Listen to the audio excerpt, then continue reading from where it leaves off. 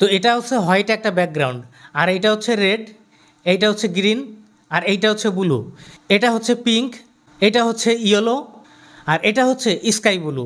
তো এর ভিতরে কোন ব্যাকগ্রাউন্ডটা আপনাদের ভালো লাগছে, আর আপনারা কি এরকম ব্যাকগ্রাউন্ড আপনার স্টুডিওতে নিয়ে আসতে চান, তাহলে এই ভিডিওটা আপনার জন্যে। তো বড় বড় কন্টেন্ট ক্রিয়েটররা কীভাবে তাদের ব্যাকগ্রাউন্ডকে এভাবে কালারফুল করে এটা আপনারা ভেবেই পান না।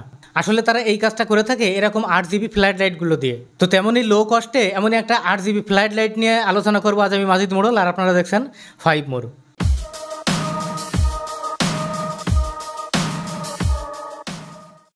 তো এটা আসলে একটা 50 ওয়াটের 8 জিবি ফ্ল্যাট লাইট। তো প্রথমে আমরা দেখে নেবো যে এটার বক্স কন্টেন্ট হিসেবে আমরা কী পাচ্ছি। তো বক্সটা ওপেন করলে আমরা মূলত দুইটা জিনিস পেয়ে যাচ্ছি, একটা হচ্ছে আমাদের ফ্ল্যাট লাইটটা, আর আরেকটা হচ্ছে একটা রিমোট কন্ট্রোলার, যেটার সাথে আপনাদের এই লাইটটাকে আপনারা কন্ট্রোল করতে পারবেন। লাইট এবং রিমোটের ইউজেস আপনারা কীভাবে করবেন সেটা বিস্তারিত আপনাদের দেখাবো। তার আগে চলেন দেখে নিই যে লাইটটা কীভাবে সেট আপ করতে হবে। আচ্ছা, এই 8 জিবি ফ্ল্যাট লাইটটা ইউজ করার জন্য আপনাদের কোনো অ্যাডাপ্টার বা কোনো কিছু দরকার হবে না।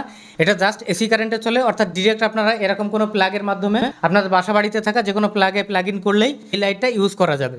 তো লাইটটা কানেক্ট করার জন্য এখানে 3টা ওয়্যার দেওয়া আছে। এখানে যে হলুদ কালারের যে ওয়্যারটা দেওয়া আছে এইটা হচ্ছে যে গ্রাউন্ডিংয়ের জন্য, অর্থাৎ এক্সট্রা কোনো কারেন্ট যদি পাস করে তাহলে এটা গ্রাউন্ডিং হয়ে যাবে। তো এটা আমাদের কোনো প্রয়োজন হবে না। আমরা বাকি যে গ্রে কালারের এবং ব্লু কালারের দুইটা তার আছে এই দুইটাকে আমরা আমাদের এসি প্লাগের সাথে কানেক্ট করে দেবো। আচ্ছা, আমাদের এসি প্লাগ সেট আপ করা হয়ে গেছে। এখন জাস্ট এটা প্লাগ ইন করলেই আমাদের লাইটটা জ্বলতে শুরু করবে। তো লাইটটা জ্বালানোর আগে বা A to Z প্রসিডিউর আপনাদের দেখানোর আগে লাইটটা সম্পর্কে একটু এক্সপ্লেন করার দরকার আছে। সেটা হচ্ছে এখানে 15টা রেড, 15টা ইয়েলো এবং 20টা হোয়াইট লাইট দেওয়া আছে, যার সাহায্যে এই লাইটটা 8 জিবি কালার প্রডিউস করে।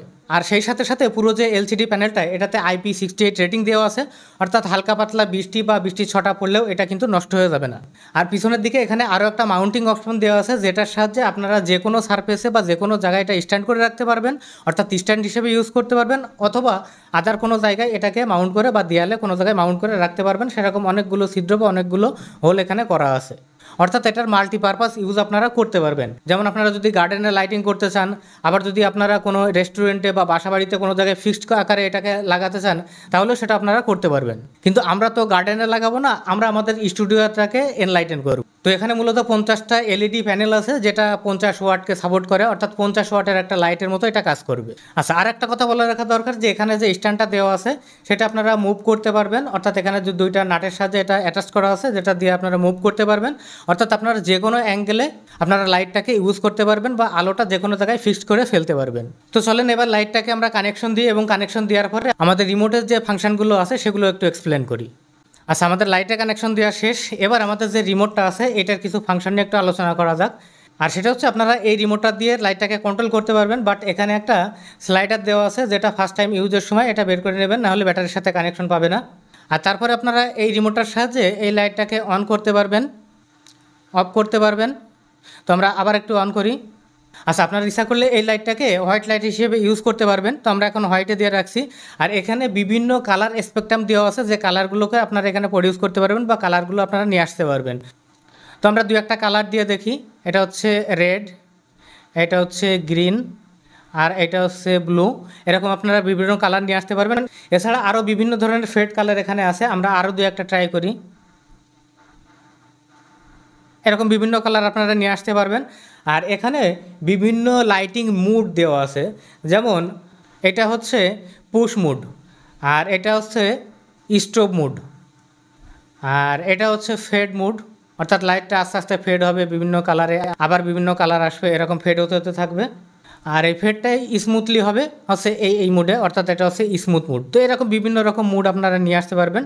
আচ্ছা, আমি একটা কালার নিয়ে আসি, এটা হচ্ছে ব্লু কালার নিয়ে আসি। ব্লু কালার নিয়ে আসার পরে এখান থেকে আপনারা লাইটের ডেন্সিটিটা কম বা বেশি করতে পারবেন, অর্থাৎ আপনার লাইটটা কখনো কম লাগতে পারে, কখনো বেশি লাগতে পারে। হয়তো আপনারা ব্যাকগ্রাউন্ডকে বেশি এনলাইটেন করতে যাচ্ছেন অথবা কম এনলাইটেন করতে যাচ্ছেন, সেক্ষেত্রে আপনারা লাইটটাকে কম বা বেশি করতে পারবেন।